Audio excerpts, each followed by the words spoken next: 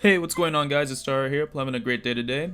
And today I just wanted to talk about some of the best changes that came with Genshin 1.1, which dropped last night actually. Or it's today the 11th. Yeah, it dropped today actually, but it actually dropped a little earlier, so that was pretty awesome.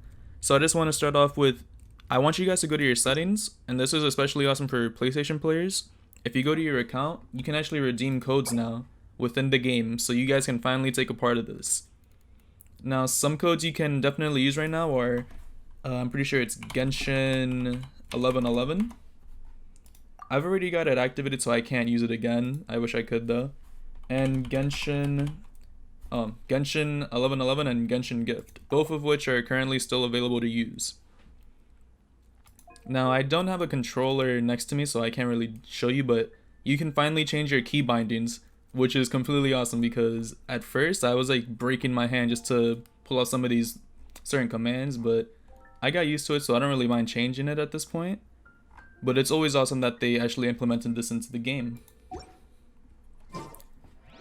Now, next what I want to show you all is if you go to your, we could go to inventory, your character, so let's go here actually. I've already done this. I've locked up most of my weapons and even some 3-star weapons just for refinement and to just never get rid of them. Even the Dark Iron Sword, I have it locked up just in case something were to ever go wrong.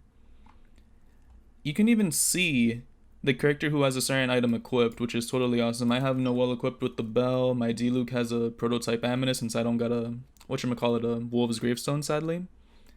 And honestly, these are just some of the nicer changes in the game, I'm pretty sure. Now, even for artifacts, the same thing applies. Now, this is like the crazy part. Let me go to one of these ones actually. I'll go to details just to show you. If you go to enhance, you can actually see the stats that are on the equipment, which is totally awesome because let's say, example, these two right here. I would have to decide here, like you can't really figure out back in the day, or I guess 2 nights ago, what stats were what. This one has a defense roll, and this they both have defense rolls, but it doesn't matter. So I guess it will only be in the substats that matter to switch out.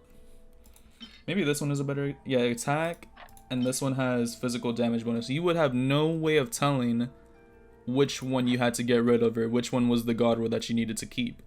But now you can simply just lock an item and you're good. It's insane. That's one of the better options in my opinion. Now actually, let's go back to weapons real quick. The same thing, well not the same thing really, but I'm pretty sure you can check the stats, but that's not what I want to show you guys. Let's take a look at this sword right here, the Harbinger of Dawn. Now I'll never do this by the way. I'm just going to show it as an example. If we go to my debates club, which is a 3-star weapon, this was what I was using for a long time with Diluc, but I finally just decided to not use it anymore because I figured prototype Animus or Amulet is better. If you equip it, right, and enhance, you will get refunded the excess amount of XP that you would have lost. That 121 right there, that's like what, 121 times 10,000 is what, 1.21 million? That's 1.21 million XP just gone that you couldn't use, and it'll automatically be refunded to you in enhancement ores, which is awesome. Now, I'm a lore guy. I really love lore within games. Some of my favorite lore definitely has to come from Destiny, because that game has some pretty good lore in my opinion. But let's go to archive.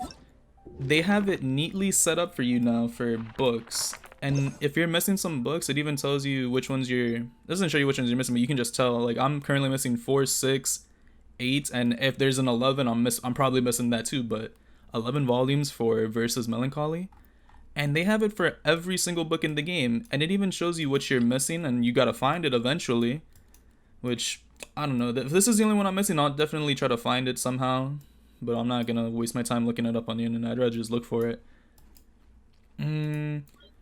That's just an awesome change in my opinion. It'll be a great way for people who love the lore of the game to just come over here and just read their books.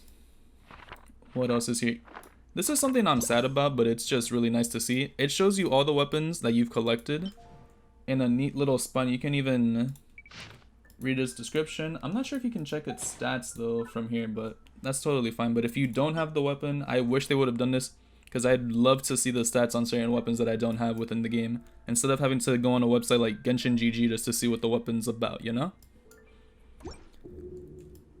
Now, geography. This is just another sort of way to like increase your exploration, I'm pretty sure. I haven't done a single one yet because I still haven't even started the Star Approaches questline. I'm planning to do that today to just get it done, because I'm definitely reaching 45 today. But those are just some awesome changes in my opinion. So now, something else that I wanted to talk about, where is it? Ah, the character archives.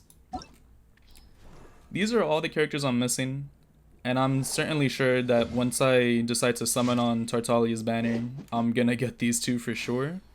And whenever Zhongli comes out, I'll have Chongyun as well. But you can actually see the character's details.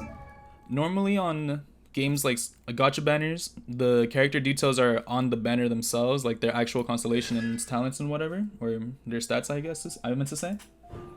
You can see the stats and talents for most of the characters you don't even have, even their profile but not their voice lines and stuff, their attributes. It's awesome. Okay, the last thing I wanted to discuss, it involves the exploration and the exploration part of the new reputation system. If you check on your map, you can just zoom. You have to zoom all the way out to do this. You can see your progress within certain areas. Like I've got 84% completion for Bright Crown Mountains and 90% for the Windwell Highlands, and that's for every single region, or every single part of the map, I should say. Because if it was the whole region, like you can just check that out at the reputation centers. Oh, that's awesome.